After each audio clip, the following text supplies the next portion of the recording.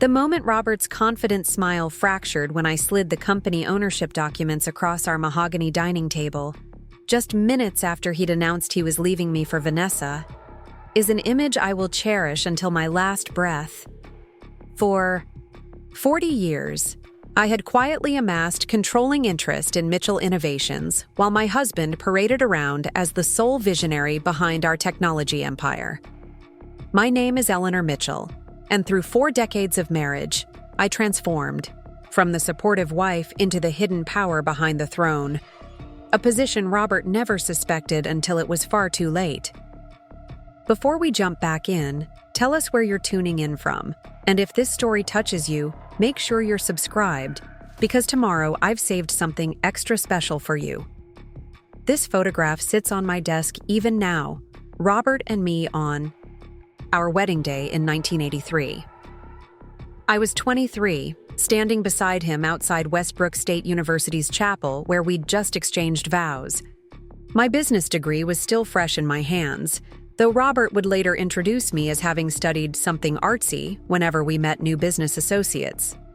The hope brimming in my eyes reflected our shared dreams of building something meaningful together, though neither of us defined together the same way as the decades unfolded. My journey begins in Millfield, a manufacturing community where my mother Martha unexpectedly took over Parker Precision Parts after my father's heart attack left him unable to work. "Build your foundation quietly, Eleanor," she would advise, while teaching me accounting at our kitchen table after dinner. "Men respect the castle walls they can see, but your security depends on what you construct beneath the surface." Her words would become my blueprint 4 decades later, in ways neither of us could have imagined when I was that young girl learning to balance ledgers. I married Robert when his ambitions still occupied a rented industrial unit in Riverside, where he repaired office equipment and dreamed of creating his own technology solutions company. His technical brilliance was undeniable, but what he lacked in business acumen, I supplied with strategic planning and financial discipline, lessons instilled by watching my mother navigate a male-dominated industry. Yet at networking functions, Robert introduced me as his supportive wife with a good head for budgeting, while potential investors directed their questions exclusively to him, despite my finance expertise. Our first substantial business loan became a turning point in our relationship dynamic. We had spent weeks preparing the presentation together, with me creating the comprehensive financial projections and market analysis. Yet when we sat across from the loan officer, he addressed every question to Robert, even those about cash flow forecasts I had personally developed. Robert never once redirected the conversation to acknowledge my expertise.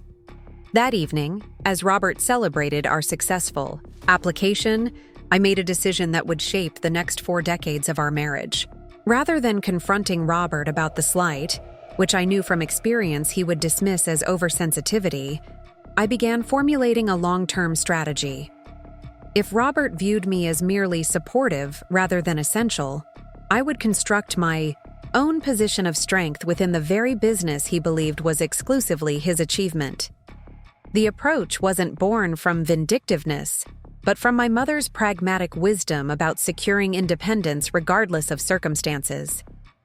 By our 10th anniversary, Mitchell Innovations had established itself as a promising technology solutions provider.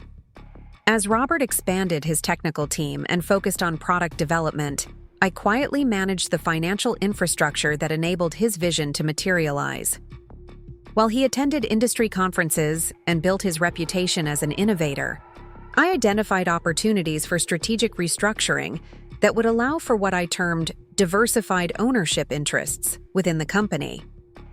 My first acquisition of company shares occurred during a significant reorganization in our 14th year of marriage. While Robert concentrated on opening impressive new headquarters in downtown Westbrook City, I established Aurora Investments, named after my grandmother, as a separate business entity. Robert, increasingly preoccupied with what he called big-picture vision, tasked me with finalizing the reorganization paperwork with minimal oversight. "Just make sure my controlling interest is protected," he instructed before departing for a 3-day technology symposium with his development team. What he failed to notice in the documents he hastily signed was that while he maintained majority control, Aurora Investments had secured a modest but significant initial position in Mitchell Innovations, one deliberately structured for future growth through additional investment rounds. For the next 15 years, as our company transformed from a regional technology provider into a national enterprise, I methodically increased Aurora's ownership stake. Each time Mitchell Innovations required capital for expansion, I ensured Aurora participated proportionally. Each acquisition that diluted existing shareholders provided an opportunity to strengthen my position. The paperwork always crossed Robert's desk, but his growing disinterest in administrative details meant he rarely scrutinized the specifics of each transaction. "Eleanor keeps track of all that ownership mumbo-jumbo," he once told our CFO Thomas Bennett at a company retreat within my hearing. "It keeps her occupied while I focus on innovation and growth." Thomas, who understood the true extent of my financial maneuvering, maintained professional neutrality while briefly meeting my gaze across the room. Financial strategy had always been a language Robert considered secondary to technological innovation. This blind spot allowed me to communicate in plain sight, with documents he willingly signed but never fully comprehended. By our 30th anniversary, Aurora Investments, my separate entity known to exist but presumed inconsequential, had acquired 34% of Mitchell Innovations, while Robert's personal ownership had gradually diminished to 41% through calculated business decisions he had approved without understanding their cumulative impact. The first indications of Robert's wandering attention emerged during our 35th year of marriage. Business trips grew longer, weekend work became more frequent, and his enthusiastic descriptions of his new executive assistant's exceptional organizational skills seemed excessive even for someone as naturally effusive as Robert. Vanessa Cooper had joined Mitchell Innovations at 32, with modest administrative experience, but remarkable ability to make Robert feel like the visionary genius he had always considered himself. At dinner one evening, after Robert had canceled our anniversary weekend due to unavoidable business meetings in Chicago, I asked directly about Vanessa's contributions to the company. His response was too quick, too detailed, too defensive, telling me everything I needed to know, without him saying it explicitly. That night, while Robert slept soundly, confident in both his marital security and business control, I began accelerating my ownership acquisition strategy.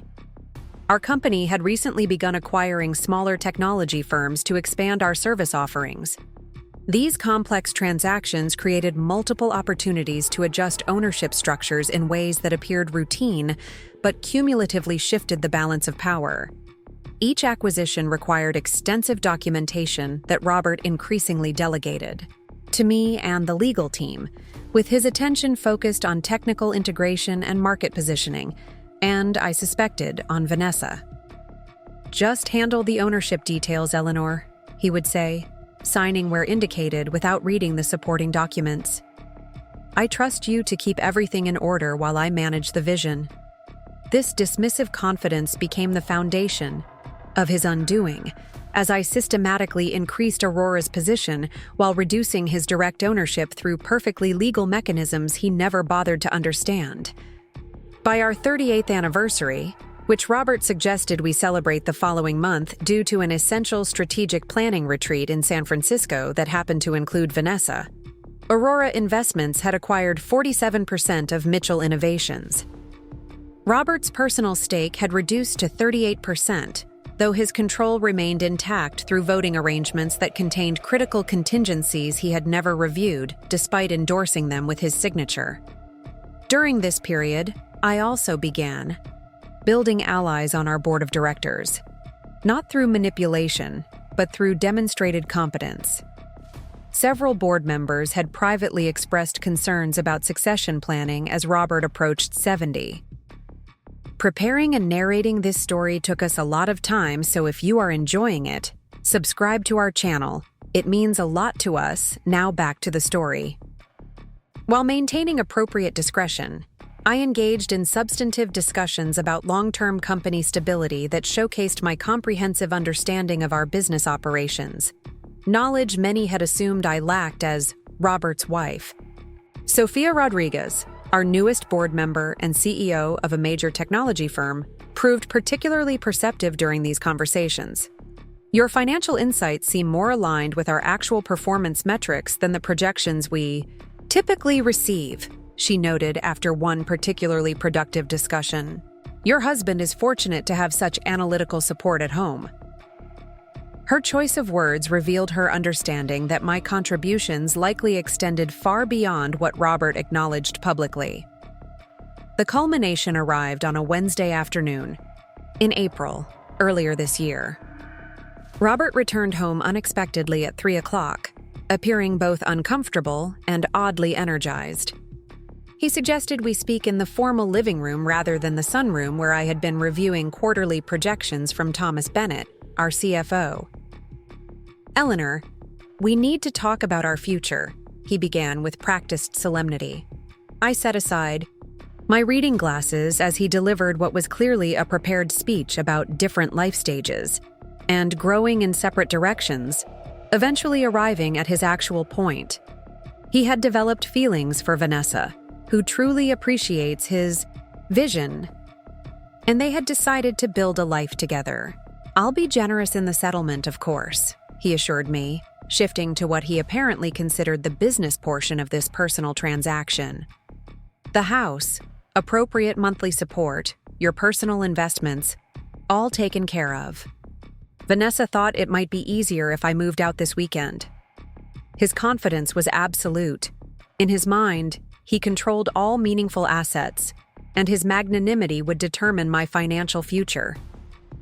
The company, his company, as he had always framed it, would naturally remain under his leadership, with Vanessa at his side both personally and professionally.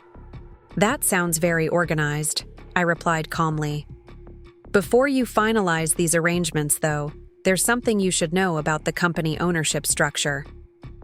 His expression registered momentary confusion before settling into condescending patience. The corporate structure is quite complicated, Eleanor. I don't think we need to get into those details right now.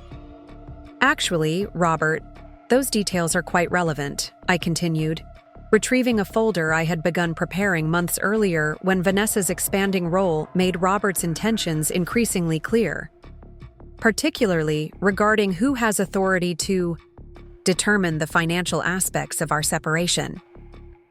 His confusion deepened as I opened the folder containing comprehensive documentation of Aurora Investments' ownership position, my legal control of that entity, and the triggering conditions in Robert's employment contract that would activate upon his pursuit of divorce under circumstances involving workplace relationships.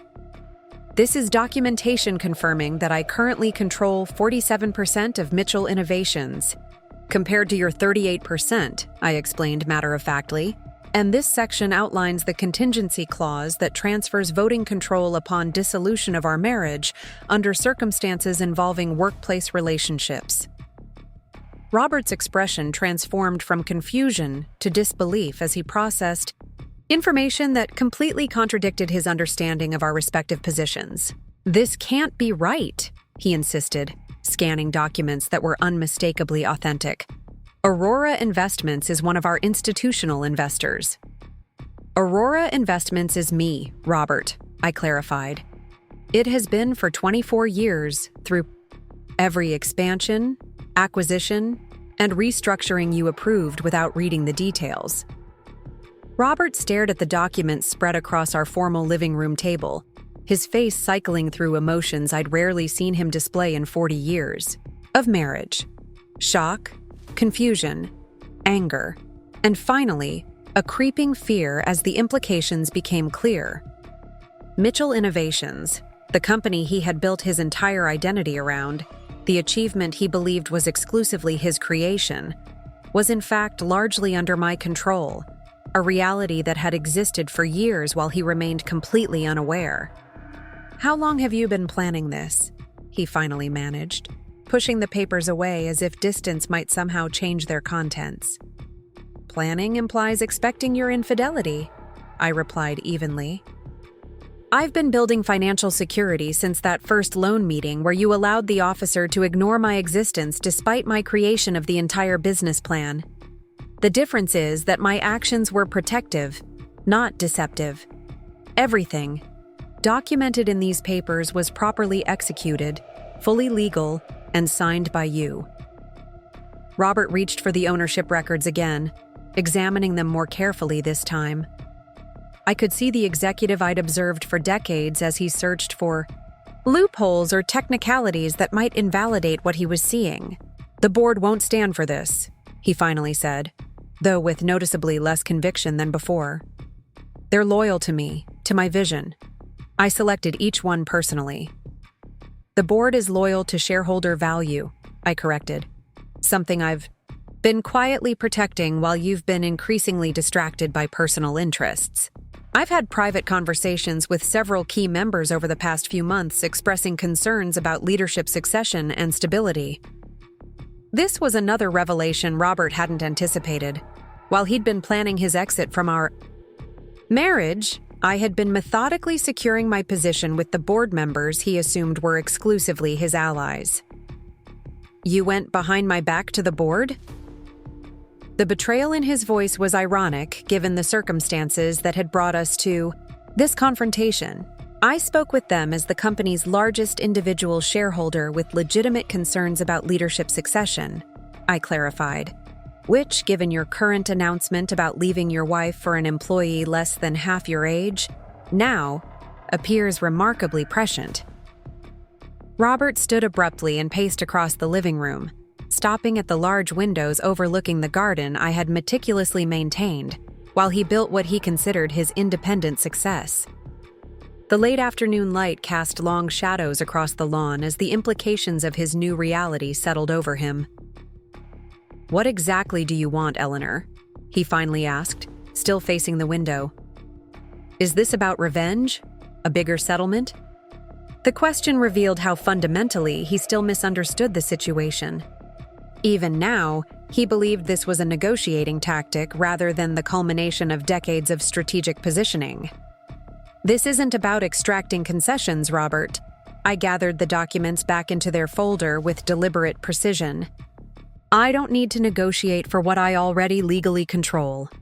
He turned back toward me, his expression hardening into something more familiar, the calculated assessment he applied to business challenges. You realize this will damage the company? A public fight for control during divorce proceedings will frighten investors and clients.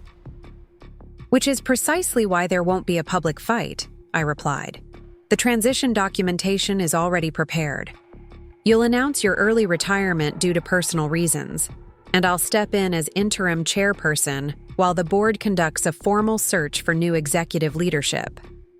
You've thought of everything, he said, a grudging acknowledgement. In his voice.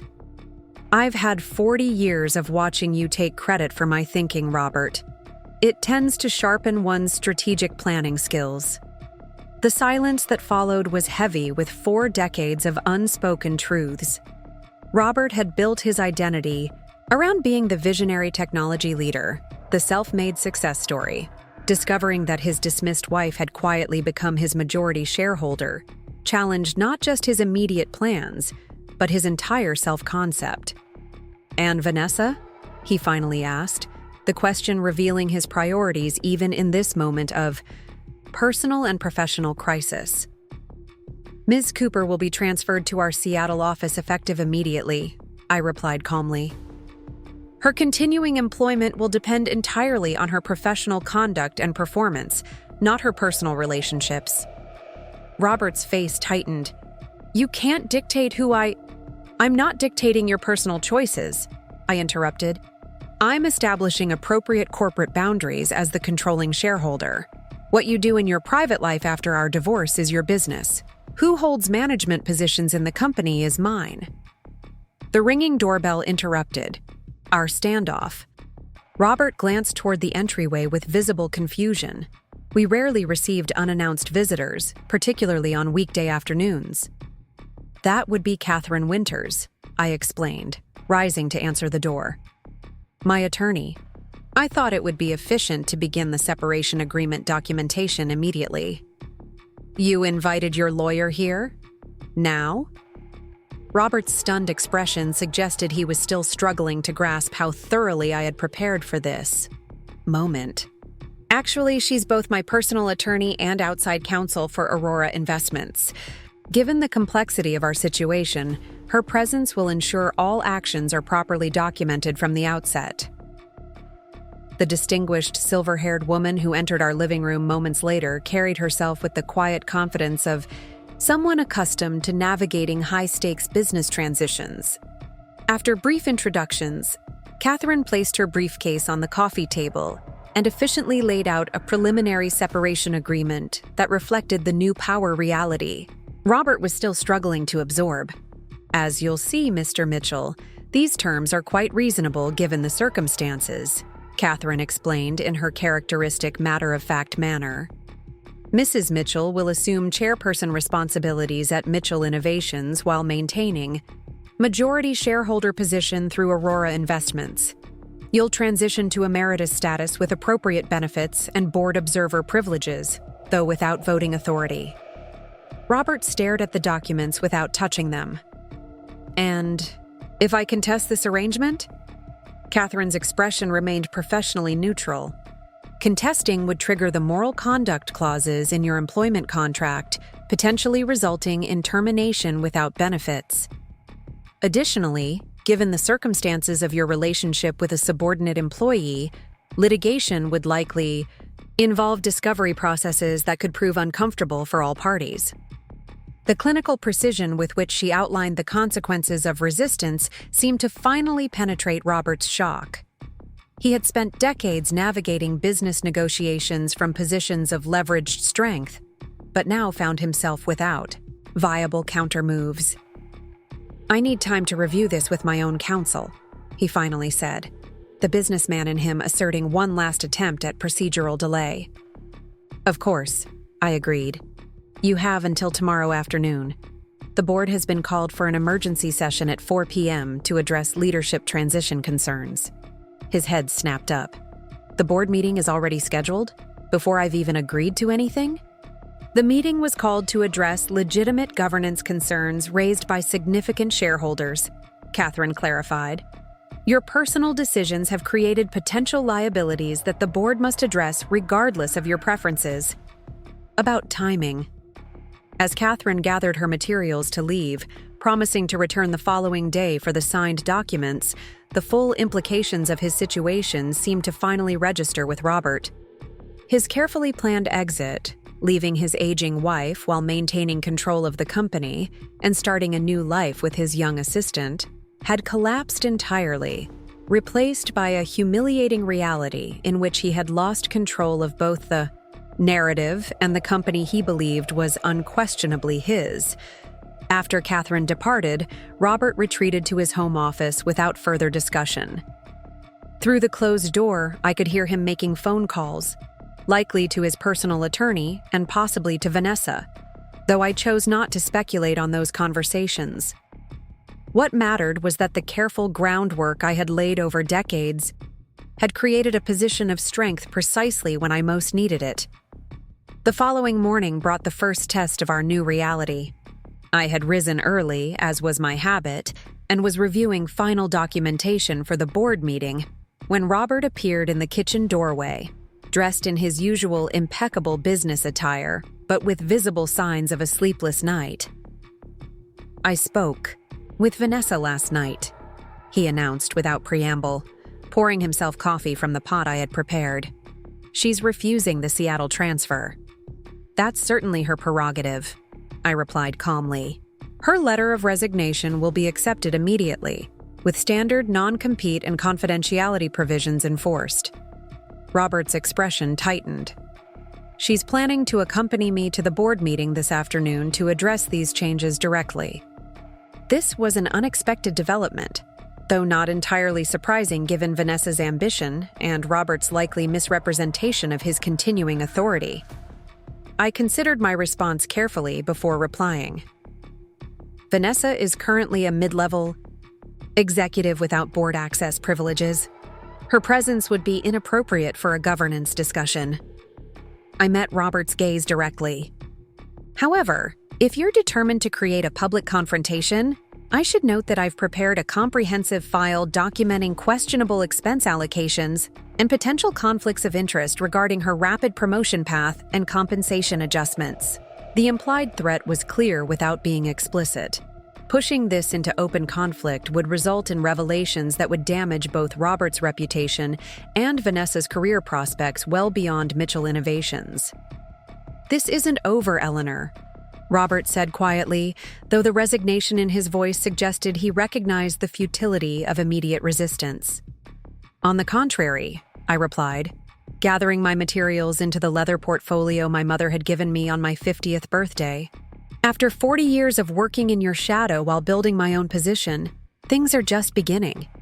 Robert left for the office without further discussion, presumably to prepare Vanessa for the reality neither of them had anticipated when plotting their future together. I spent the morning coordinating with Catherine and finalizing my presentation.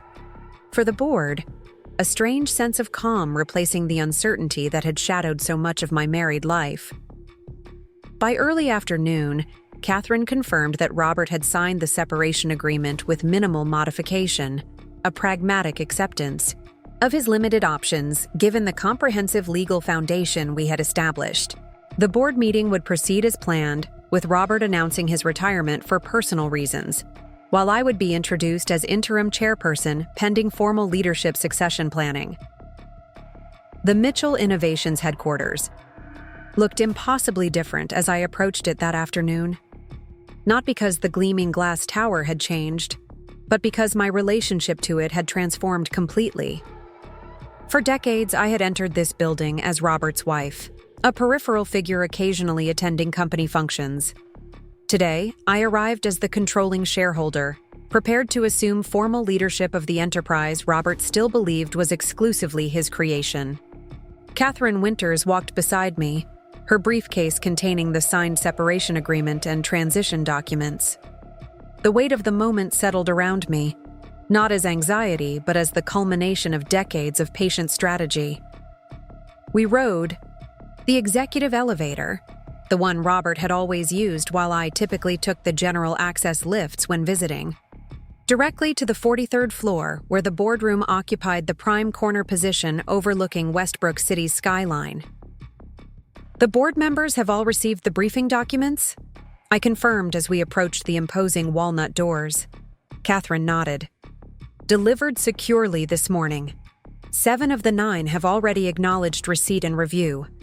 Based on preliminary responses, you have clear majority support for the transition plan."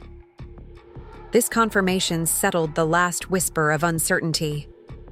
While I had methodically built my ownership position and cultivated relationships with key board members, today would be the first explicit test of their willingness to accept my leadership after decades of Robert's unquestioned authority. The boardroom fell silent as we entered. 8 people sat around the massive table, with Robert conspicuously positioned at the head, the position he had occupied for over 2 decades. His expression remained carefully neutral, though the slight tightness around his eyes betrayed the strain of maintaining this facade. What surprised me was Vanessa's presence, seated not at the administrative position near the door as would be appropriate for her role, but directly beside Robert in the space typically reserved for our CFO. "Eleanor," Robert acknowledged with forced cordiality, "and Ms. Winters. We were just reviewing the quarterly projections while waiting." The deliberate attempt to frame this as a routine meeting, rather than the leadership transition we all knew, was coming represented Robert's last attempt to control the narrative. I smiled pleasantly while taking the open seat directly opposite him at the table's far end, not the peripheral position he likely expected me to choose. "Thank you all for accommodating this special session," I began, opening my portfolio deliberately. As the briefing materials outlined, we're addressing significant governance transitions necessitated by recent developments. Before I could continue, Vanessa leaned forward with a smile that appeared professionally warm, but couldn't quite conceal her underlying tension. Before we begin, I wanted to introduce myself properly to those board members I haven't yet met personally, she interjected. I'm Vanessa Cooper, Strategic Development Director for Mr. Mitchell and newly appointed Head of Executive Operations. The tactical move was immediately clear. Robert had apparently created a new executive title for Vanessa overnight, attempting to solidify her position before the transition. Several board members shifted uncomfortably, recognizing the transparent maneuver for what it was. That's an interesting development, I replied calmly, especially since executive appointments require board governance committee approval, which doesn't appear on any recent meeting minutes. James Harrison, a longtime board member and former university colleague of Robert's, cleared his throat awkwardly. Robert mentioned a temporary special assignment this morning pending formal approval. Processes. I see. I met Robert's gaze directly across the table. Well, we can address reporting structures after resolving the primary agenda items. Catherine, would you distribute the signed transition agreements? As Catherine efficiently handed documents to each board member, Robert's attempt to seize control of the narrative collapsed. The materials clearly outlined his signed agreement to transition to emeritus status while I assumed interim chairperson responsibilities, effective immediately. As you can see, I continued once everyone had received their copies, Robert has recognized that personal circumstances necessitate leadership restructuring to ensure company stability. We've developed a comprehensive transition plan that maintains operational continuity while initiating a formal succession planning process. Vanessa's composed expression faltered as she scanned the documents, clearly seeing for the first time the details of Robert's diminished position. She turned to him with questioning eyes, but Robert kept his attention fixed firmly on the papers before him. Sophia Rodriguez, our newest board member and CEO of her own technology firm, spoke first. These terms appear remarkably generous given the circumstances. Robert maintains emeritus status with full benefits and continuing board observer privileges. This represents significant accommodation. Her framing, that the arrangement favored Robert rather than penalized him, skillfully established the tone for the discussion. As a widely respected executive who had joined our board just 8 months earlier, Sophia's perspective carried particular weight with the other members. Robert recognized the shifting dynamic, but attempted one final assertion of the authority he had wielded for decades. While I appreciate the consideration, I believe a more gradual transition would better serve company interests. Perhaps a 6-month co-leadership arrangement would... The signed agreements don't provide for that option, Catherine interjected smoothly. And given the potential conflicts of interest created by recent personal developments, governance, best practices strongly recommend immediate and clear leadership delineation. The professional phrasing thinly veiled the underlying reality. Robert's affair with his much younger employee had created an untenable corporate liability that required decisive resolution. The board members exchanged glances, corporate survival, instincts clearly overriding personal loyalties. James Harrison sighed heavily before addressing Robert directly. We've worked together for a long time, Robert, and I've always respected your technical vision. But this situation, he gestured vaguely toward Vanessa, creates complications we can't ignore.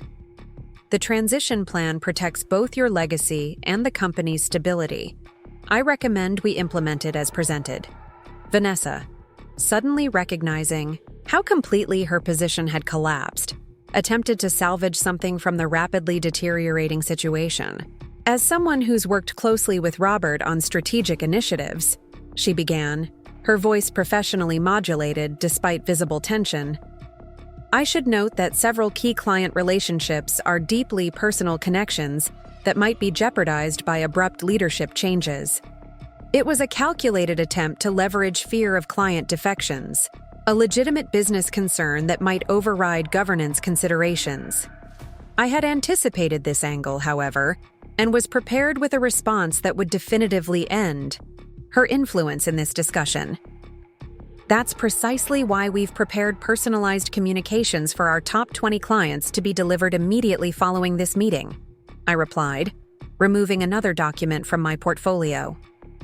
Additionally, I've arranged individual calls with the 7 strategic clients whose relationships you're likely referring to, Ms. Cooper, including Westridge Technologies and Axiom Partnerships.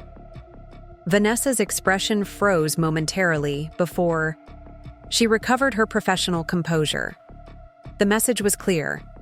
I knew exactly which client relationships she had been involved with, undermining her implied threat of unique access or influence. The board vote that followed was merely a formality. The transition plan was approved unanimously, with Robert abstaining rather than opposing, a final concession to preserving at least the appearance of dignity. As the meeting concluded, board members approached me individually with congratulations that carried varying degrees of surprise at my previously unrecognized capabilities. I've always wondered about the financial structures behind our acquisition strategy, Sofia Rodriguez commented quietly as others filtered from the room. The elegance of those approaches seemed inconsistent with Robert's typically more direct style. I suspect I've been admiring your work without realizing it. Her perceptiveness was unsurprising given her own remarkable career trajectory. Robert has many strengths, I acknowledged diplomatically. But yes, the international portfolio diversification and multi-tiered acquisition financing approaches were primarily my contributions. I'd appreciate the opportunity to discuss those strategies in detail sometime, she replied with genuine professional interest. Perhaps after the transition dust settles. This unexpected moment of authentic recognition from a respected peer, something I had rarely experienced during decades of behind-the-scenes contribution, felt more validating than the formal power transfer itself. Sophia departed with a promise to call later in the week, leaving just Robert, Vanessa, Catherine, and myself in the massive boardroom.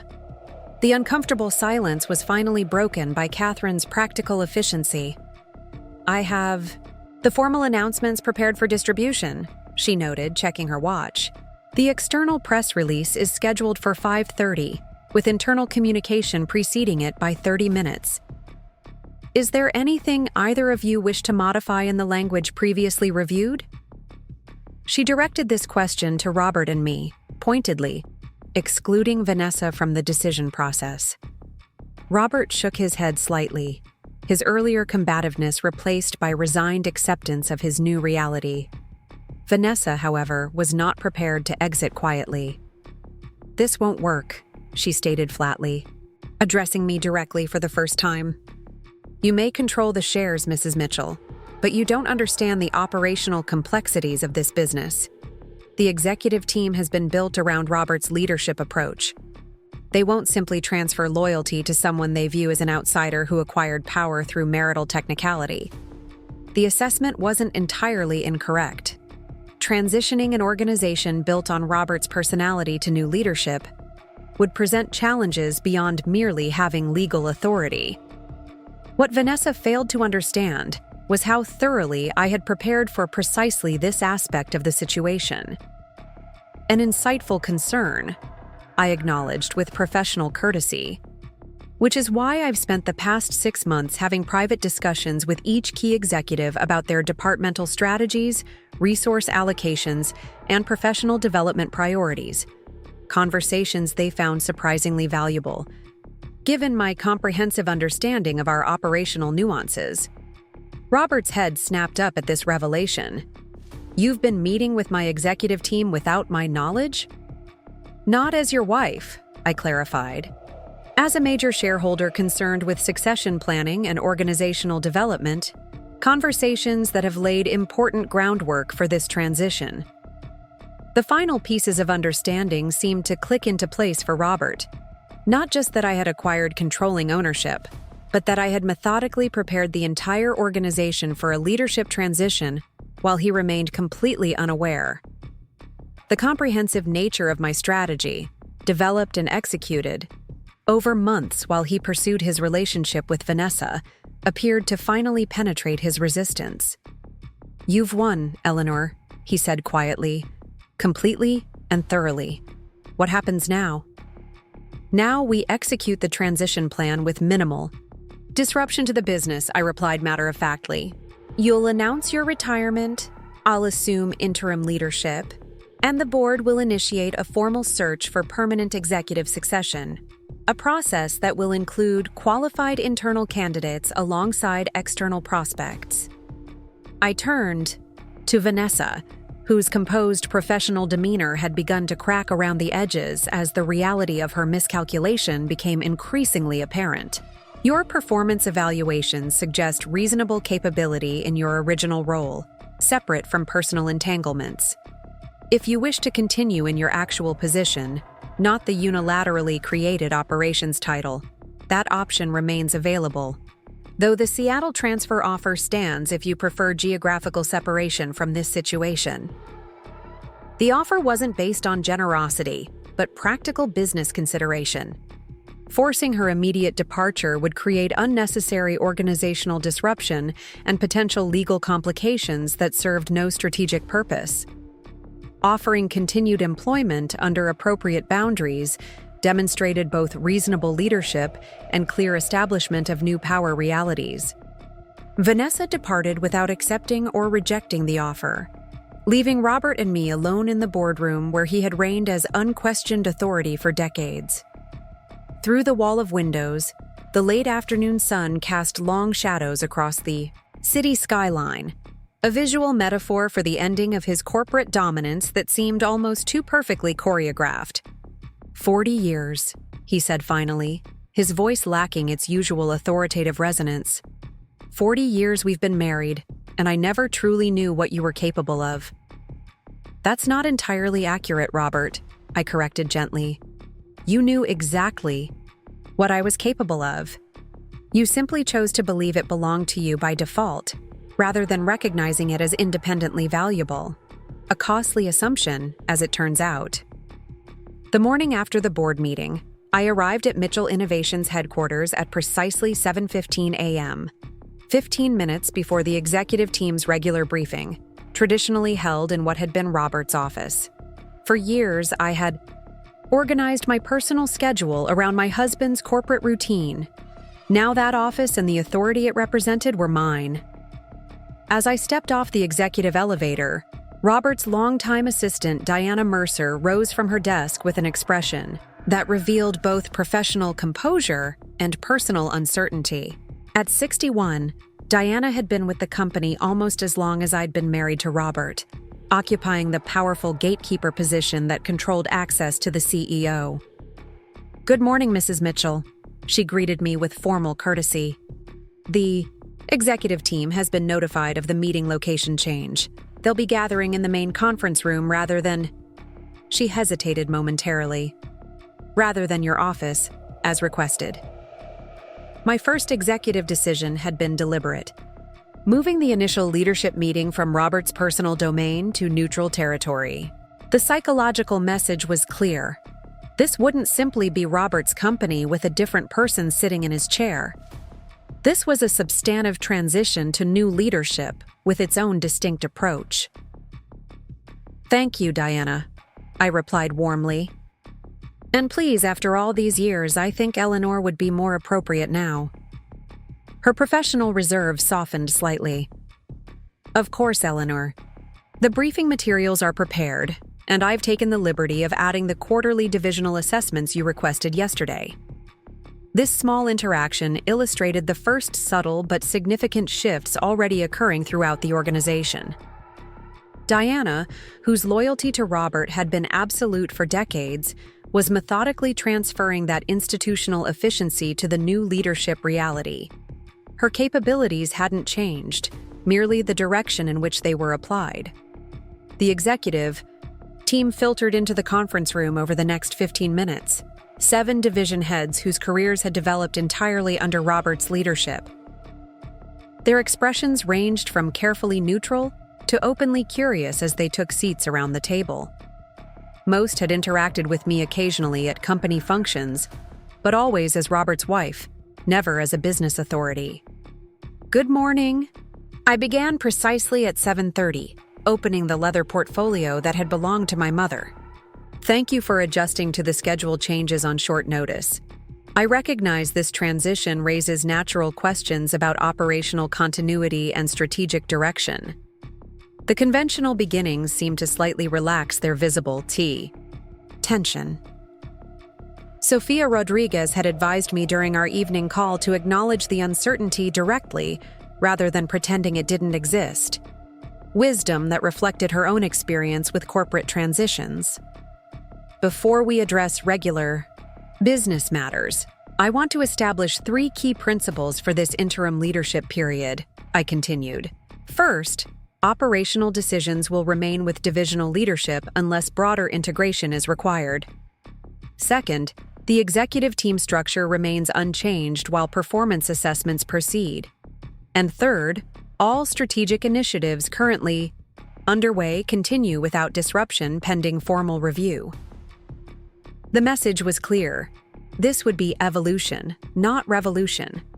Several executives visibly relaxed at this assurance that their immediate authority remained intact. Thomas Bennett, our veteran CFO who had worked alongside Robert for 18 years, spoke first.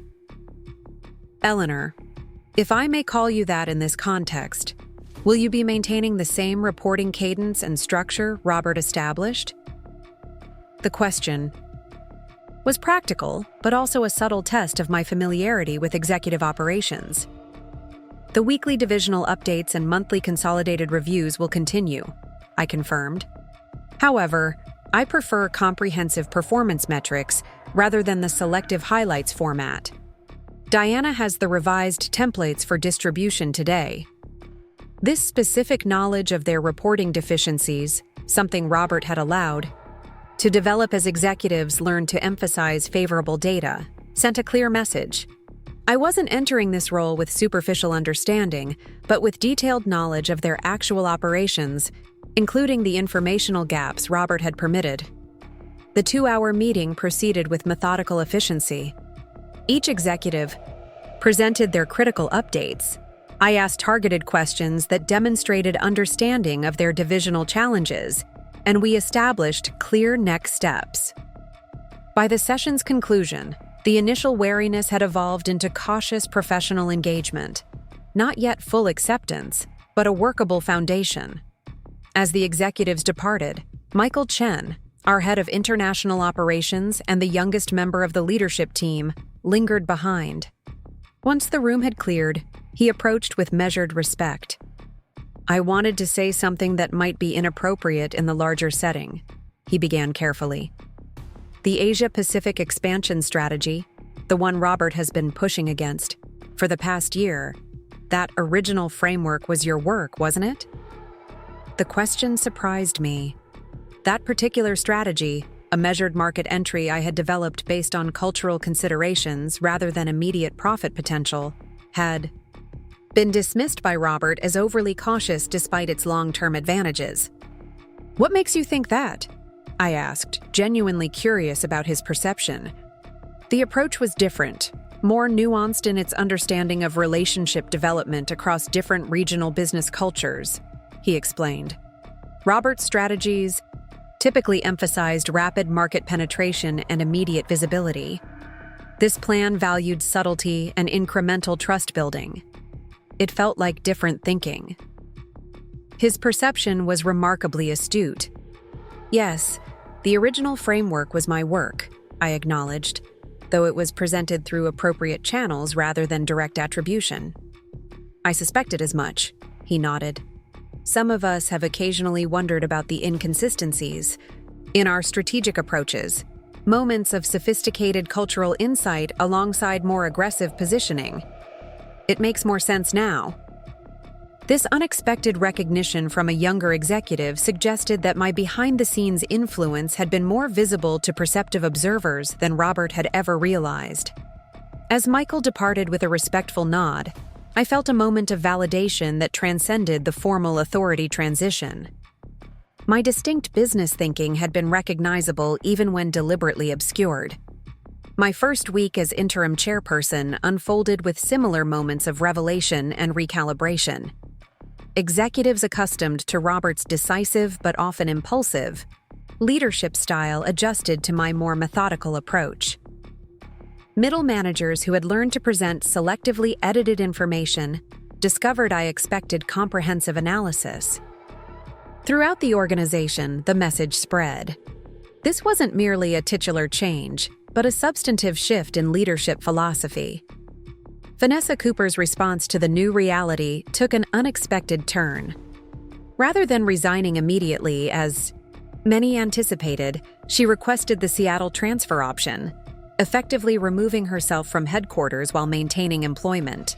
The decision reflected practical career preservation.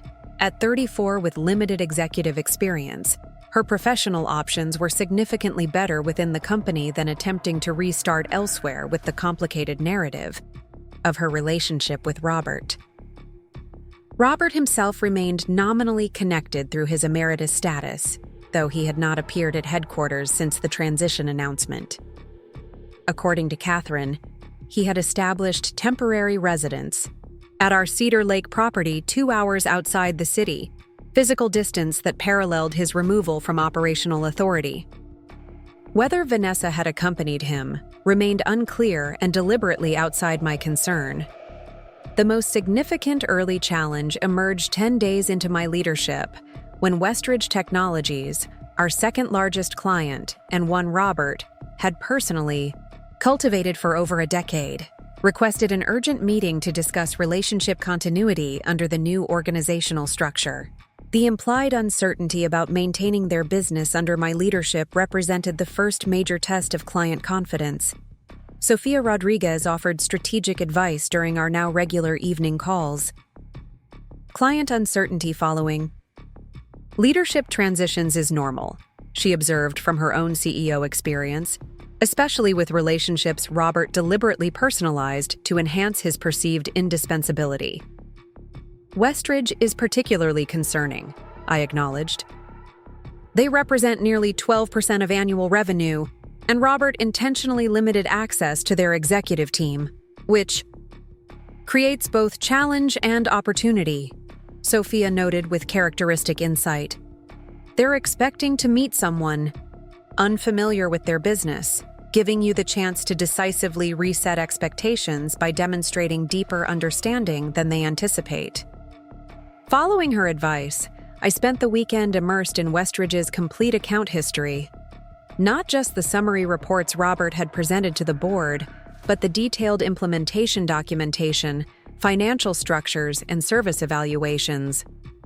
By Monday morning, I had developed a comprehensive understanding far exceeding the superficial familiarity they would expect from Robert's previously invisible wife. The meeting was scheduled for Wednesday morning, with Westridge's CEO William Donovan and CFO Lawrence Montgomery traveling to our headquarters, a power move suggesting they viewed themselves as the dominant party in our recalibrated relationship. I deliberately selected the main boardroom rather than the intimate conversation space Robert had always used for client meetings, subtly establishing that this discussion would proceed on my terms rather than theirs. When they arrived, Diana escorted them to the boardroom where I waited with Thomas Bennett, our CFO, and Michael Chen, whose international expertise was relevant to Westridge's expansion ambitions. The subtle message was clear. They weren't meeting with an isolated and uncertain new leader, but with a cohesive executive team. "Gentlemen, welcome," I greeted them with professional warmth.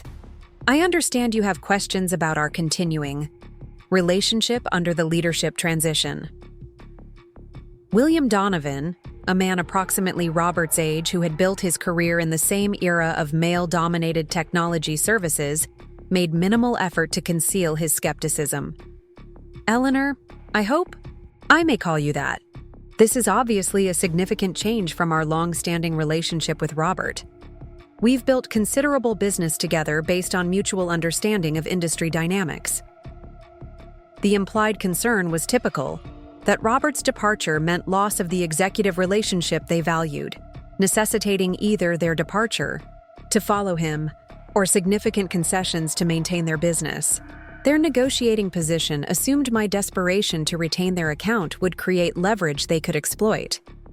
Indeed, our companies have built substantial mutual value, I agreed pleasantly, which is why I wanted to address your Asia-Pacific alignment concerns before they became more pressing. The statement, referencing internal challenges they hadn't mentioned publicly, visibly startled both men. Their CFO recovered first. You're familiar with our international structure? Not just familiar, but concerned about the potential regulatory complications with your current approach, I replied, opening my portfolio to reference specific details. The reciprocal holding arrangement between your Singapore and Hong Kong subsidiaries creates unnecessary exposure under the revised oversight framework taking effect next quarter.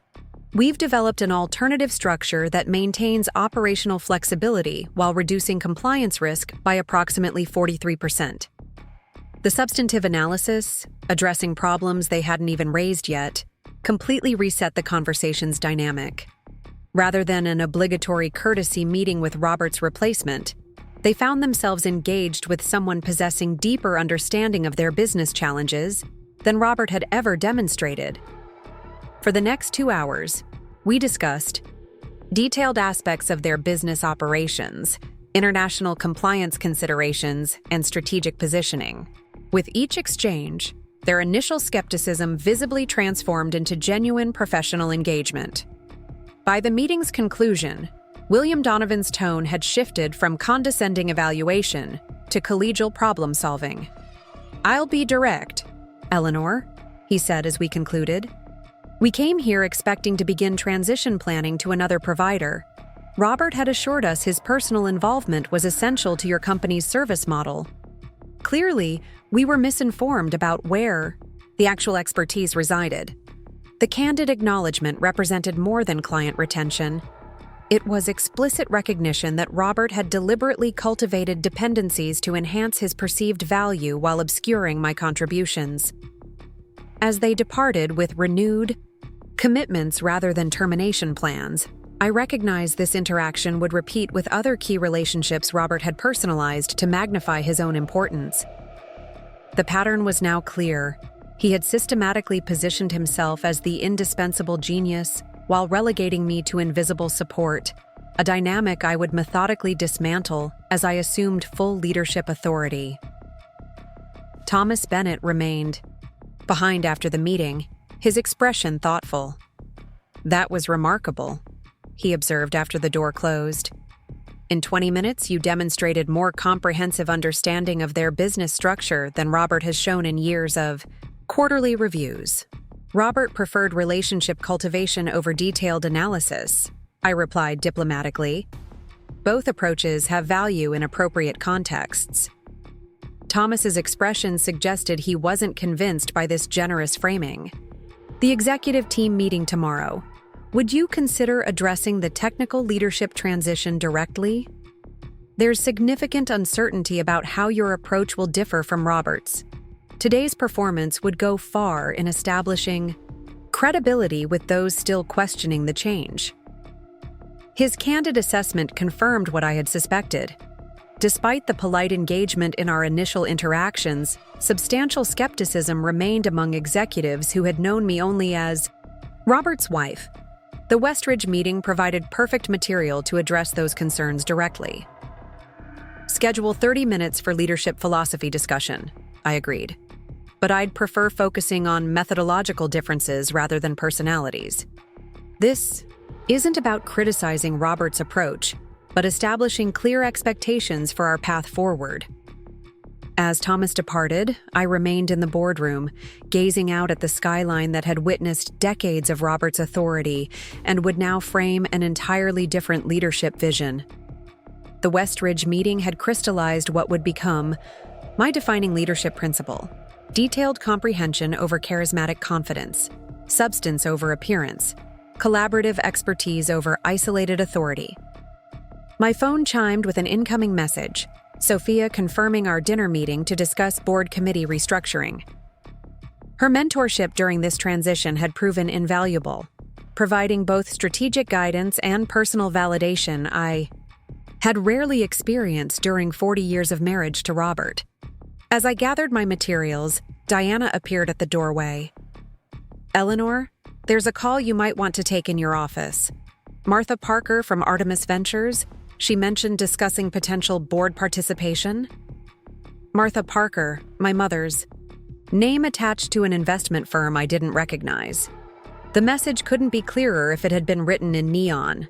Robert was making his first countermove, using my mother's name to signal this was personal. Artemis Ventures likely represented his attempt to build an alternative power base, perhaps by recruiting supportive investors or board members. "Thank you, Diana," I replied calmly.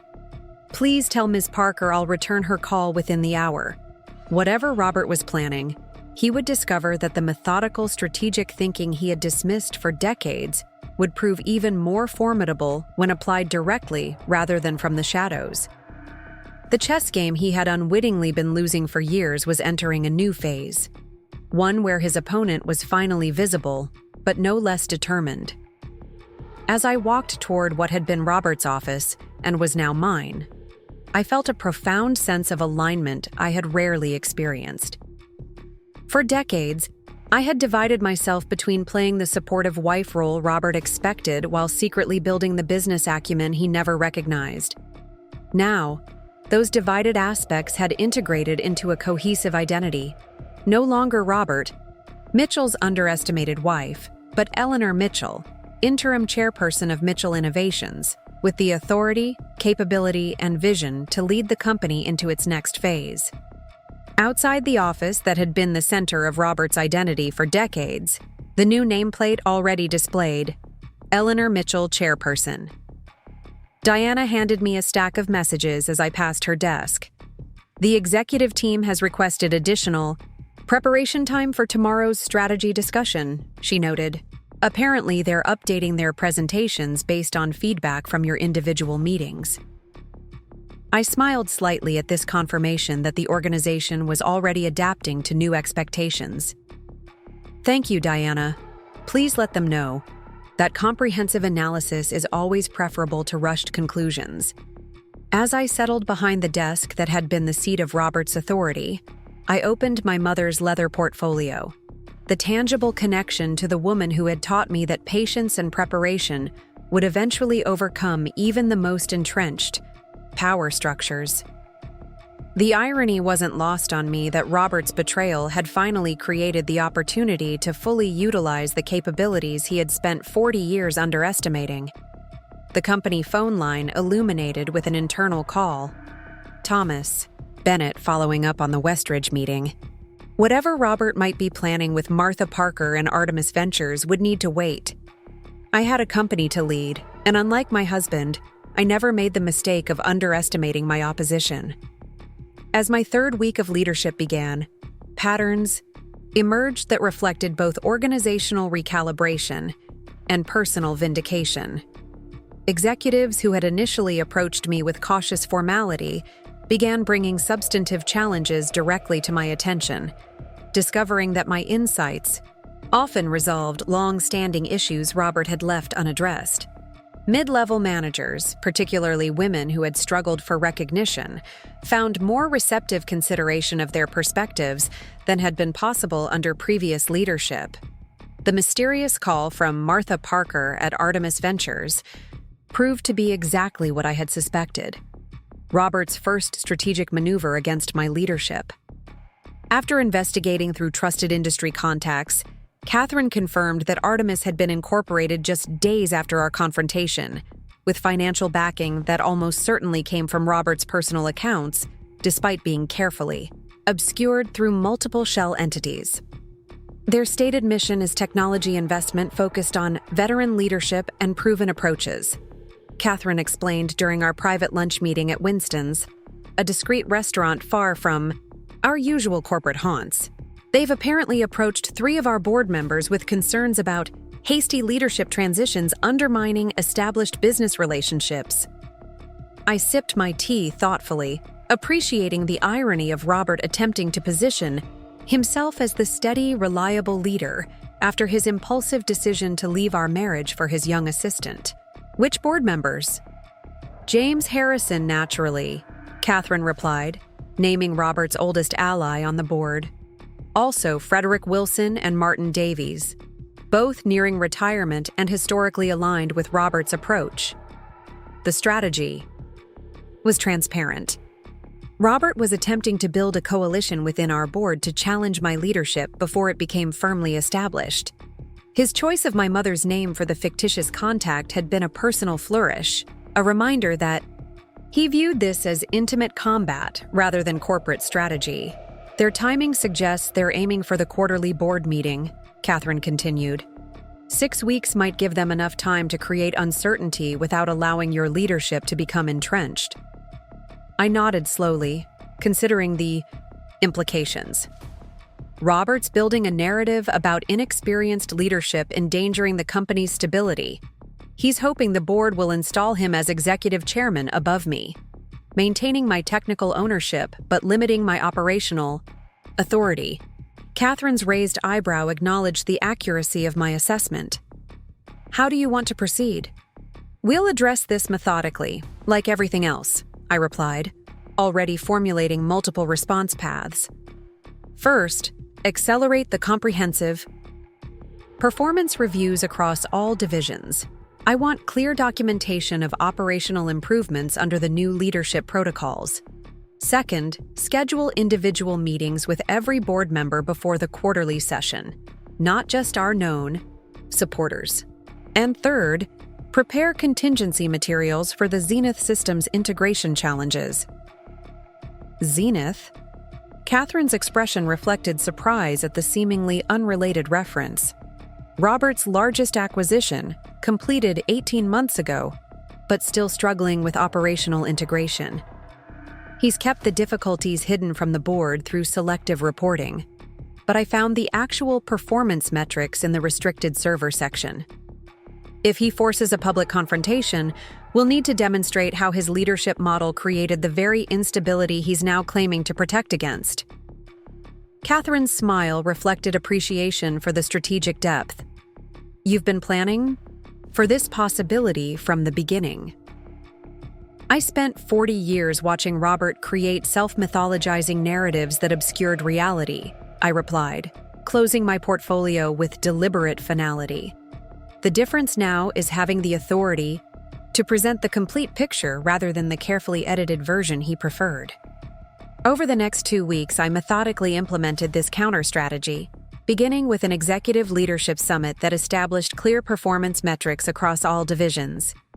The approach revealed operational inefficiencies Robert had tolerated for years, particularly in the Zenith integration, while creating consensus around improvement methodologies that would deliver measurable results before the quarterly board meeting.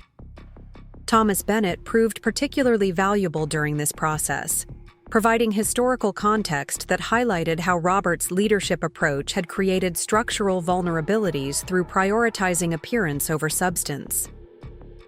Robert excelled at presenting impressive quarterly numbers, Thomas explained during a late strategy session in my office, but he consistently undermined long-term stability by deferring infrastructure investments that didn't generate immediate visibility. Like the enterprise resource planning system integration you proposed 3 years ago? I referenced a substantial initiative Thomas had championed that Robert repeatedly delayed, despite projected efficiency improvements. Thomas's surprised expression confirmed he hadn't expected me to know about that specific proposal.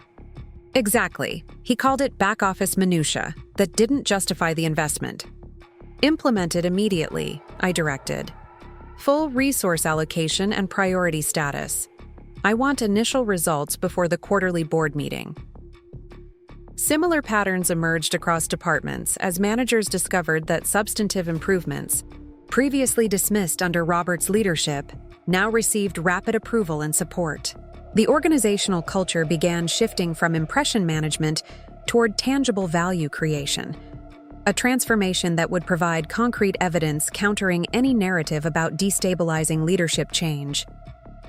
My individual meetings with board members revealed Robert's strategy had gained limited traction. James Harrison had predictably aligned with his old friend, but Frederick Wilson responded with surprising candor when I addressed the Artemis Ventures outreach directly. "Robert contacted me personally last week," Frederick admitted during our lunch at the Metropolitan Club. "He suggested your leadership represented a temperamental reaction to personal matters rather than business judgment. His framing was quite persuasive until he mentioned some technical aspects of the Zenith integration that I happen to know have been problematic for months, despite his assurances to the contrary. I maintained neutral professionalism despite the internal satisfaction at Robert's tactical error. I appreciate your candor, Frederick. My focus has been implementing structural improvements to precisely such challenges, including Zenith, based on comprehensive operational assessment rather than selective metrics. That's becoming increasingly evident," he acknowledged. "The performance dashboard Thomas distributed last week highlighted integration inefficiencies Robert never mentioned in his reports. Your transparent approach is refreshing, if occasionally concerning in what it reveals about previous oversight." By the fourth week of my leadership, Robert's attempted coalition had effectively collapsed before formally materializing. His narrative about inexperienced leadership undermining company stability directly contradicted the measurable improvements already documented across multiple divisions. Artemis Ventures quietly ceased communication with board members, signaling Robert's recognition that this particular strategy had failed. What I hadn't anticipated was his pivot to external pressure. The first indication came when William Donovan of Westridge Technologies called to inform me that Robert had reached out to him directly, suggesting that the hasty leadership transition might impact their ongoing projects. He implied that certain proprietary development methodologies were his personal intellectual property, rather than company assets, William explained, his tone reflecting professional concern rather than uncertainty. He suggested that your leadership might lack the technical depth to maintain these capabilities. "An interesting perspective," I replied with measured calm, "particularly given our recent discussion of the Asia-Pacific compliance architecture that I personally developed. Did Robert offer specific examples of these proprietary methodologies?" "He remained notably vague when pressed for details," William confirmed, "which contrasted with your team's remarkably specific solutions to challenges we hadn't even raised yet. I thought you should know about the approach, however." "I appreciate your professional courtesy," I responded, "and I'm confident our expanded partnership will demonstrate which leadership approach truly understands your business requirements." Similar calls from 3 other major clients followed over the next week, all reporting direct outreach from Robert suggesting that Mitchell Innovations might struggle to maintain technical excellence under my leadership. In each case, the clients seemed more concerned about Robert's unusual communication than about the substance of his claims, particularly given the enhanced service they'd experienced since the leadership transition. Robert's approach revealed both desperation and a fundamental misunderstanding of our clients' priorities. He believed they valued his perceived technical brilliance, when their actual concern was reliable problem-solving, regardless of who provided it. By demonstrating more comprehensive understanding of their business challenges than Robert had ever shown, my leadership team was systematically dismantling the dependency relationships he had cultivated. The situation crystallized during the executive committee meeting in my 5th week as chairperson. Michael Chen provided an update on international operations that included client feedback from Axiom Partnerships, one of our most technically demanding relationships and a particular point of pride for Robert. Their CTO specifically mentioned, "Appreciating our surprisingly improved technical responsiveness," Michael reported, referencing his notes. They highlighted that recent service interactions demonstrated deeper understanding of their architectural requirements than they'd experienced previously. They've increased their service engagement by 23% for the coming quarter. That directly contradicts Robert's narrative about technical leadership gaps, Thomas observed, glancing toward me with unspoken recognition of the strategic implications. Because that narrative was always projection rather than reality, I replied evenly. Robert's approach prioritized being perceived as the visionary while delegating the actual understanding to technical teams he then kept from direct client interaction. By removing that artificial barrier, we've allowed genuine expertise to reach clients directly. The executive team's nodding agreement confirmed they recognized the truth in this assessment. Robert had systematically positioned himself as the indispensable genius while creating structural barriers that prevented others from demonstrating their capabilities, a control mechanism that maintained his perceived value while actually diminishing organizational effectiveness. The quarterly board meeting approached with Robert's opposition strategy in clear disarray. His attempted internal coalition had dissolved before materializing. His client outreach had backfired by highlighting improved service under new leadership, and the measurable performance improvements across divisions directly contradicted his narrative about destabilizing change. 2 days before the board meeting, Catherine received a formal communication that signaled Robert's recognition of his untenable position. His attorney requested modification of the retirement agreement to allow him to pursue independent technical consulting outside of our industry vertical, effectively requesting release from non-compete provisions while implicitly acknowledging he would not be returning to Mitchell Innovations.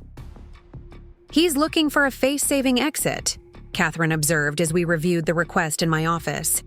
"This allows him to present his departure as a voluntary choice to pursue new opportunities rather than a loss of control." "Prepare the amendment," I directed.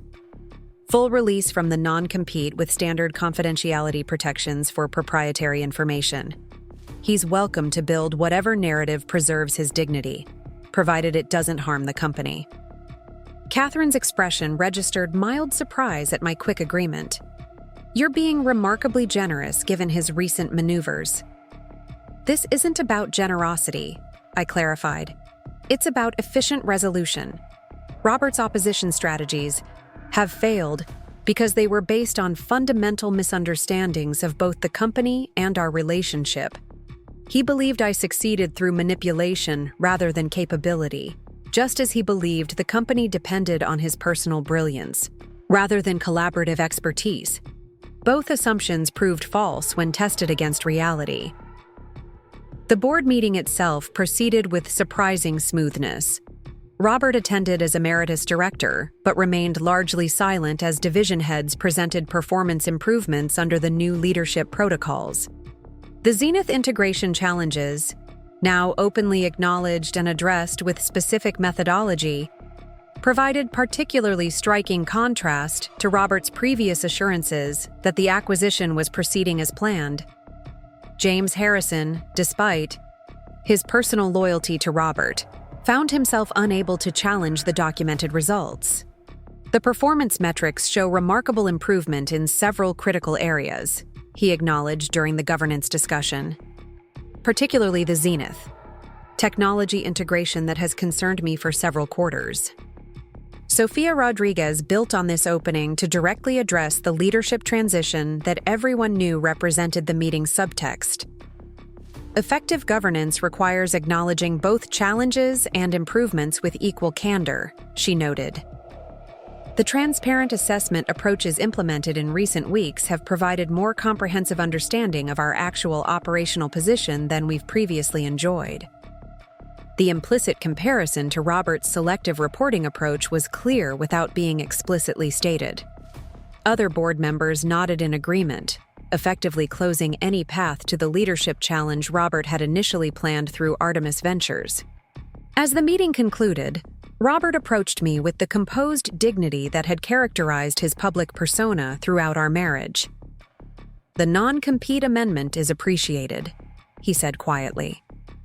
"I'll be announcing a technical advisory role with Vertex Systems next week, outside our competitive space, but allowing me to continue contributing expertise."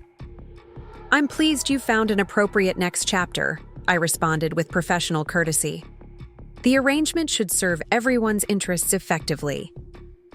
What remained unspoken was the fundamental revelation this entire episode had confirmed. Robert's vaunted technical brilliance, the expertise he claimed made him irreplaceable, had always been secondary to his skill at claiming credit for others' work. When forced to operate without the organizational structure that had supported this dynamic for decades, he had quickly pivoted to a technical advisory role that required no demonstrable results. In the weeks following the board meeting, Mitchell Innovations continued its organizational transformation. The collaborative leadership model I had implemented demonstrated accelerating performance improvements across all divisions. Client relationships strengthened through transparent communication and direct access to expertise without artificial barriers. Employee engagement metrics showed significant improvement, particularly among technical specialists who now received appropriate recognition for their contributions. Perhaps most meaningfully, women throughout the organization began finding new opportunities for advancement based on demonstrated capability rather than personal connections. The visible example of female leadership succeeding through substantive expertise rather than political maneuvering created permission for talented women at all levels to step forward with innovative approaches previously suppressed under Robert's leadership model. Amanda Wilson, a brilliant systems architect who had remained in middle management despite generating several of our most successful technical innovations, emerged as a particularly striking example of this transformation. During the Enterprise Architecture Summit in my third month of leadership, she presented a comprehensive framework for next-generation service integration that addressed limitations Robert had dismissed as theoretically interesting, but practically premature. The approach minimizes transition disruption while enabling 43% greater processing efficiency, she explained, her technical confidence evident now that she no longer faced Robert's reflexive skepticism. We've run simulation models confirming viability across all major client environments. Implemented immediately, I directed after reviewing the technical documentation. Full resource allocation and priority designation. This becomes our core architecture for all new client implementations. The decision, made in hours rather than the months of circular review Robert would have required, demonstrated how removing artificial decision barriers accelerated innovation throughout the organization. Amanda's framework became the foundation for a service transformation that would eventually generate over $140 million in new business. Similar patterns repeated across departments as people previously marginalized under Robert's personality-driven leadership discovered that capability now mattered more than connection. The organization's culture evolved from hierarchical control to collaborative expertise, a transformation reflected in both internal metrics and external recognition. 6 months into my leadership, I received an unexpected communication that provided perspective on Robert's adaptation to his new reality. His executive assistant at Vertex Systems, not Vanessa, who had eventually resigned from Mitchell Innovations to pursue opportunities on the West Coast, reached out regarding a technical conference where both our companies would be represented. Mr. Mitchell wondered if you might be available for a brief courtesy meeting during the event, she inquired with professional detachment. He thought it might be beneficial to present a collegial relationship to the industry community. The request revealed much about Robert's evolving narrative. Having failed to challenge my leadership directly, he now sought to incorporate me into a revised story where our separation represented mutual professional evolution rather than his loss of control. The collegial relationship would allow him to present himself as voluntarily pursuing new opportunities rather than being removed from power. Please tell Mr. Mitchell that my schedule will accommodate a brief meeting on the second conference day, I responded. I agree that professional courtesy serves everyone's interests. The interaction itself, when it occurred in the neutral territory of the conference center's executive lounge, proved surprisingly constructive. Robert had adapted to his diminished circumstances with the same charismatic poise that had always characterized his public persona, though subtle indicators revealed the transition hadn't been entirely smooth. His slightly less expensive watch, the minor dental work he'd previously scheduled immediately now delayed, the less exclusive hotel, accommodation.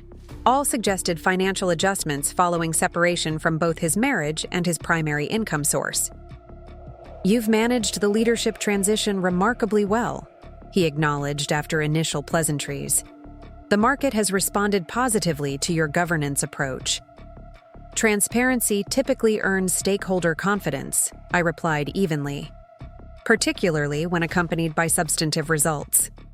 He nodded, accepting the implicit critique of his previous selective disclosure approach without visible defensiveness.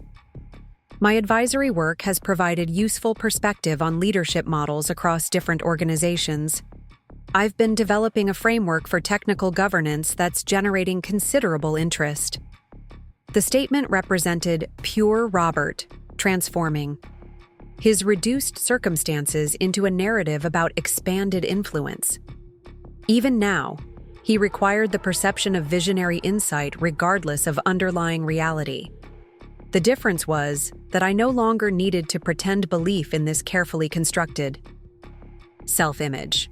"Different environments certainly benefit from adapted approaches," I observed neutrally. "I'm pleased you've found an appropriate application for your experience." As our brief meeting concluded with professional courtesy, I recognized that Robert had constructed yet another self-serving narrative, one where his departure from Mitchell Innovations represented voluntary evolution rather than discovered deception. In his revised history, he had magnanimously allowed leadership transition as part of his personal growth journey, rather than having control wrested away through my decades of patient strategy. The reality we both understood, but neither acknowledged, explicitly, was that this narrative harmed no one while preserving his dignity. Mitchell Innovations continued thriving under leadership that prioritized substance over appearance. I exercised the authority I had methodically constructed over decades. Robert maintained a professional identity that didn't require acknowledging how thoroughly he had underestimated his wife of 40 years. 1 year after taking control of Mitchell Innovations, I stood at the podium of the Grand Ballroom at the National Technology Leadership Conference, looking out at an audience of industry executives gathered for my keynote address. Transparent governance, building sustainable value beyond personality. The invitation represented external recognition of the transformation our company had undergone, from Robert's personality-driven leadership to a collaborative expertise model that had delivered record performance across all key metrics. As I surveyed the audience, which included several women who had approached me privately about their own experiences with unrecognized contributions, I reflected on the extraordinary journey from dismissed wife to recognized business leader. My mother's guidance about building security beneath the surface while others focused on appearances had proven prophetic beyond anything she could have imagined when teaching me accounting at our kitchen table decades earlier. The transition hadn't been without challenges. Several executives, too deeply aligned with Robert's leadership philosophy, had eventually departed for organizations that still valued appearance over substance. Certain client relationships built entirely on personal connection rather than delivered value had required reconstruction under new terms. The Zenith integration had demanded substantial resources to correct the structural deficiencies Robert's selective reporting had concealed. Yet the transformation had ultimately validated what I had always known, but rarely articulated during 40 years of marriage. Sustainable success comes from collaborative capability rather than individual charisma, from transparent assessment rather than selective disclosure, from recognizing diverse contributions rather than consolidating credit at the top. As I began my address to industry leaders who had previously known me only as Robert Mitchell's wife, if they recognized me at all, I felt no triumph or vindication. Only the quiet satisfaction of finally applying capabilities I had always possessed, but rarely been permitted to demonstrate. The journey from behind-the-scenes strategist to recognized authority hadn't changed who I was or what I could do. It had simply removed the artificial constraints that had limited the application of those capabilities. Sustainable leadership begins with a fundamental choice, I told the assembled executives. whether to build governance structures that depend on individual personalities, or to create transparent systems that leverage collective expertise. The former creates impressive figureheads but inherent vulnerabilities. The latter builds resilient organizations that thrive through transition. Many in the audience nodded in recognition, having observed similar dynamics in their own organizations. The perspective I offered wasn't revolutionary. It simply articulated patterns they had witnessed, but perhaps never systematically analyzed. In my 4 decades of business experience, I continued, deliberately avoiding specific reference to the circumstances of my leadership assumption, I've observed that organizations typically reflect their leadership's fundamental priorities.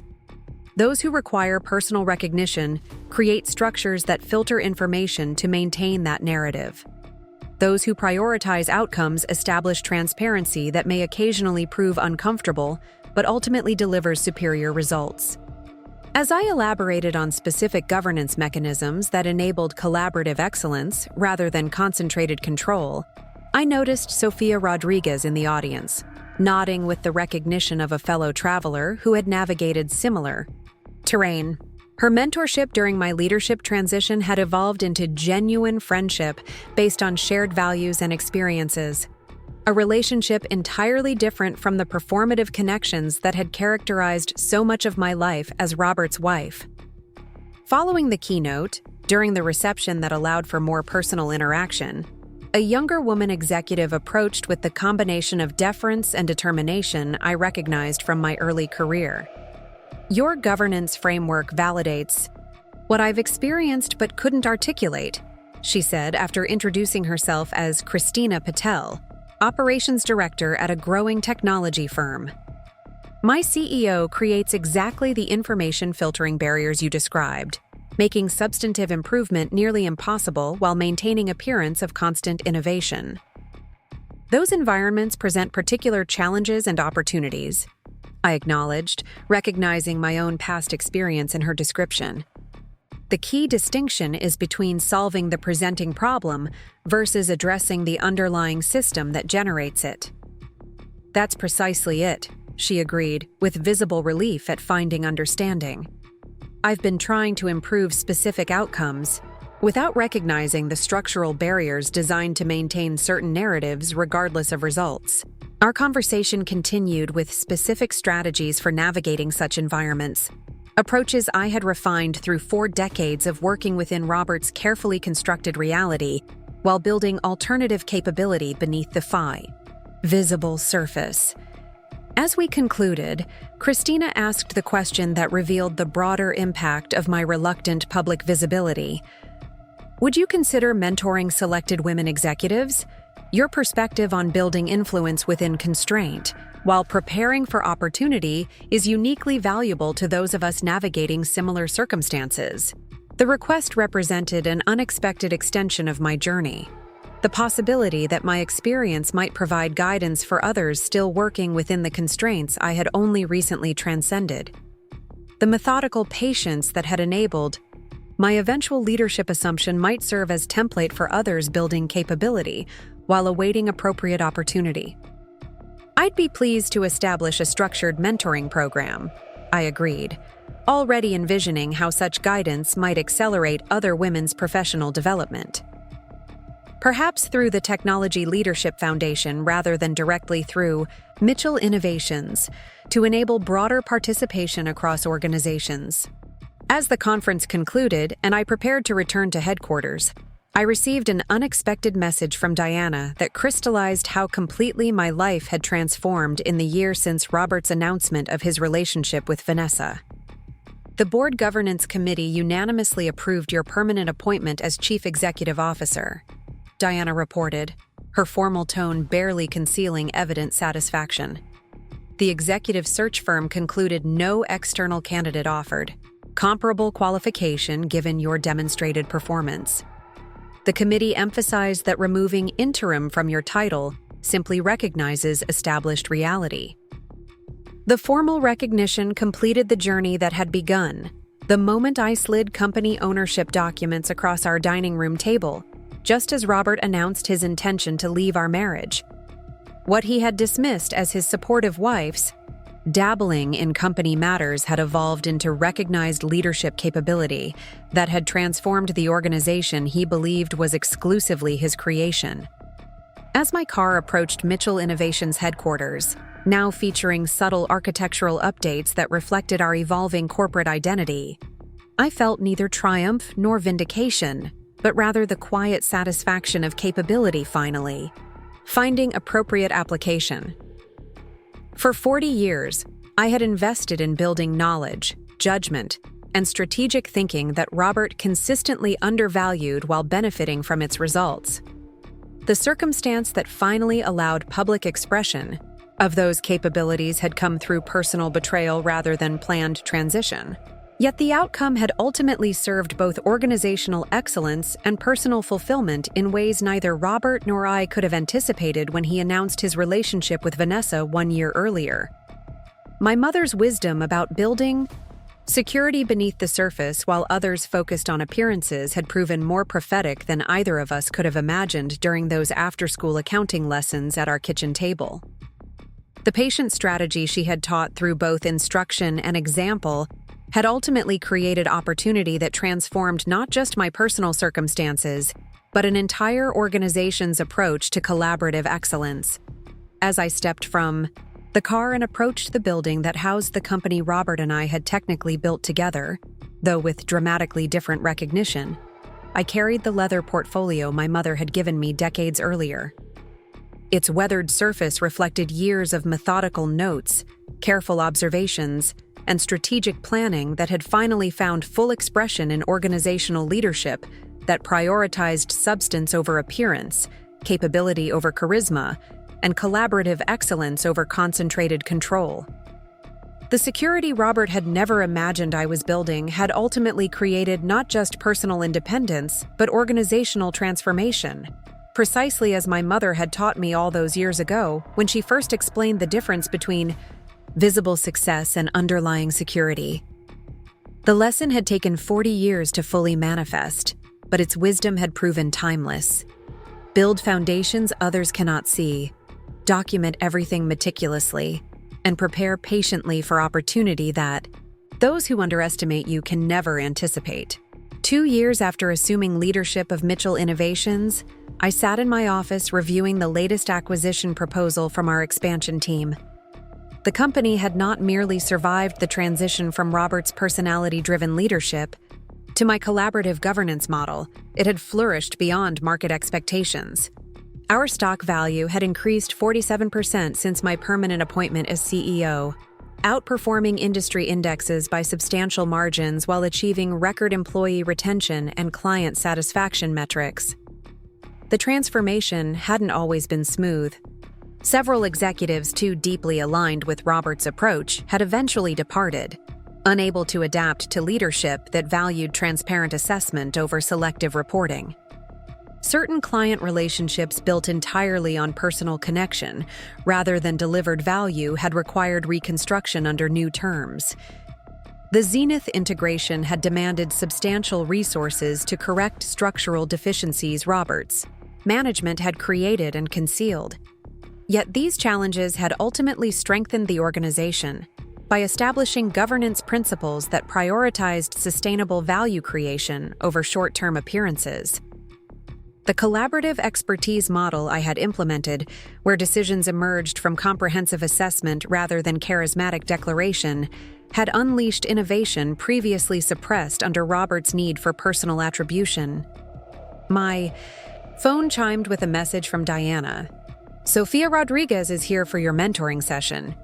The Technology Leadership Foundation's mentoring program, now supporting over 70 rising women executives across the industry, had become an unexpected source of personal fulfillment beyond my corporate responsibilities.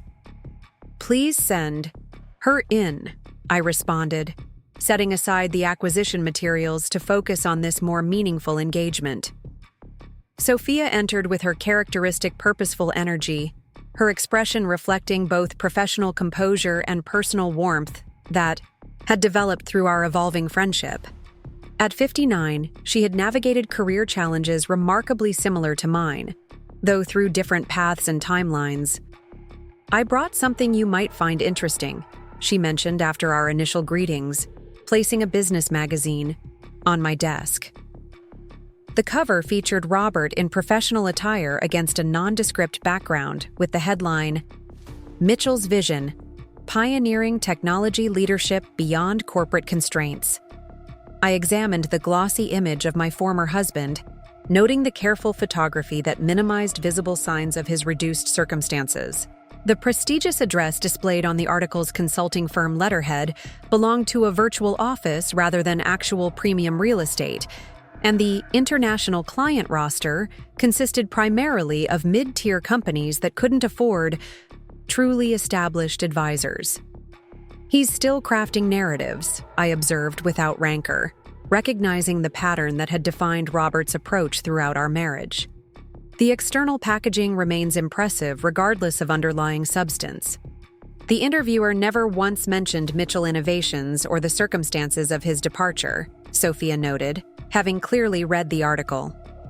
His revised history portrays voluntary transition to thought leadership rather than removed authority.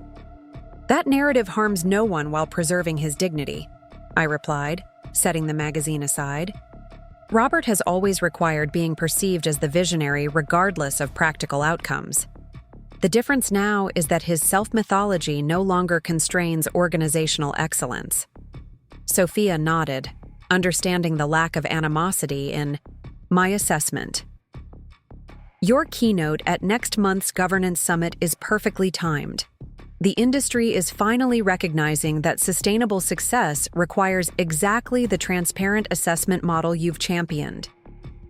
Our conversation shifted to more substantive matters: the mentoring program's structured curriculum for developing female executives, governance principles for emerging technology sectors, and leadership succession planning for organizations, transitioning from founder control to institutional stability. After Sophia departed, I found myself reflecting on the extraordinary journey of the past 2 years. What had begun as personal betrayal when Robert announced his relationship with Vanessa had catalyzed complete transformation, not just in my individual circumstances but in organizational culture, industry practices, and even Robert's own professional evolution, however reluctant and revisionist. The most meaningful change, however, was internal rather than external. After decades of careful invisibility while building capacity without recognition, I now operated from a position of acknowledged capability and transparent influence. The psychological liberation of being fully seen for my actual contributions after years of systematic diminishment represented personal validation more significant than formal authority or public recognition. Diana interrupted these reflections with a gentle reminder about my next appointment. "Thomas and the financial team are ready in the conference room to review the Meridian Technologies opportunity." Meridian represented our most ambitious acquisition target yet, a specialized software development firm that complemented our service portfolio but would require significant integration resources to achieve its full potential. The decision would shape Mitchell Innovations' technological direction for years to come, demanding both strategic vision and practical implementation capacity. As I gathered my materials, Diana handed me an envelope that had arrived by courier. This came from Cedar Lake, hand-delivered with instructions for personal receipt only. Cedar Lake, where Robert had established temporary residence immediately following our separation.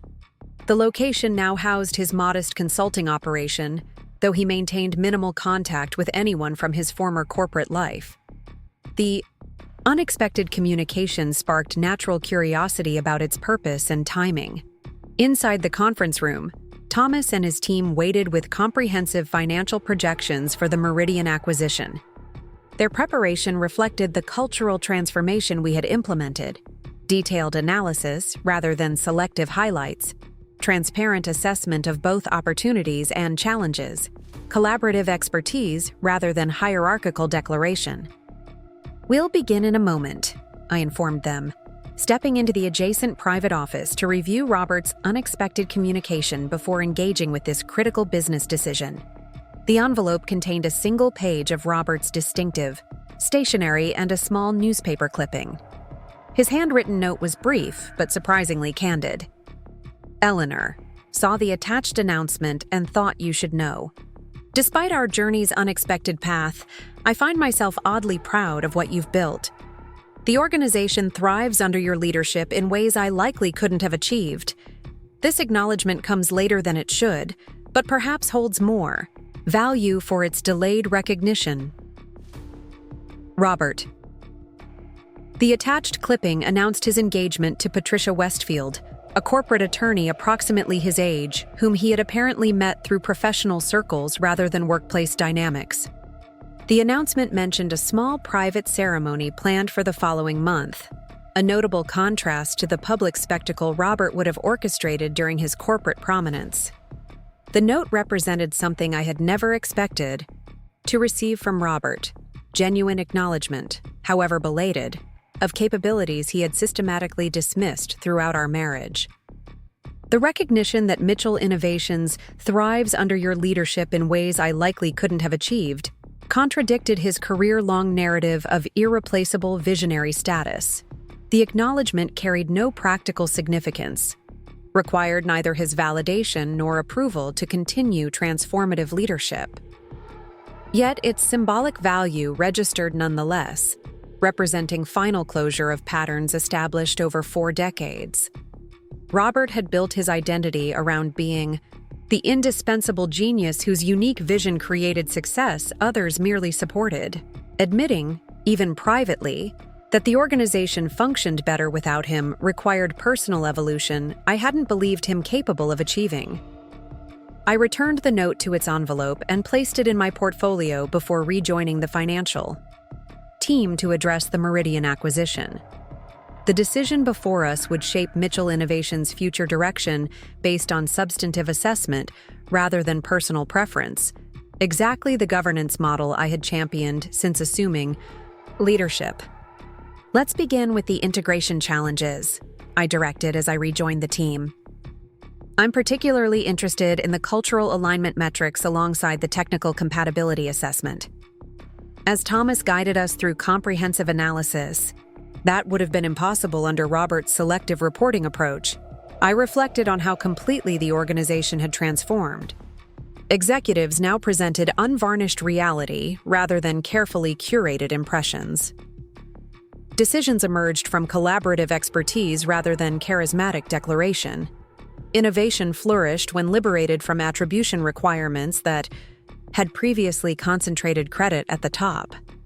The Meridian discussion continued for nearly 3 hours, exploring every meaningful dimension of the potential acquisition, from technical integration to cultural alignment, financial modeling to client relationship management. The final decision, proceeding with modified terms that addressed specific risk factors, emerged through consensus based on comprehensive understanding rather than executive declaration. As the team departed with clear implementation directives, I remained in the conference room briefly, reviewing the journey that had brought me to this moment of organizational leadership.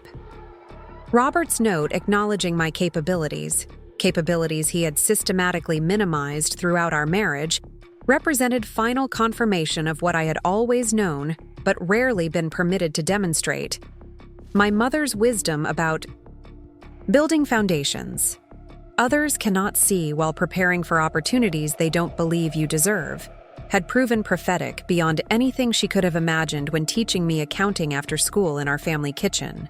The capacity I had quietly developed while being underestimated had created transformation far beyond personal vindication, establishing governance principles with the potential to inspire sustainable excellence throughout our industry.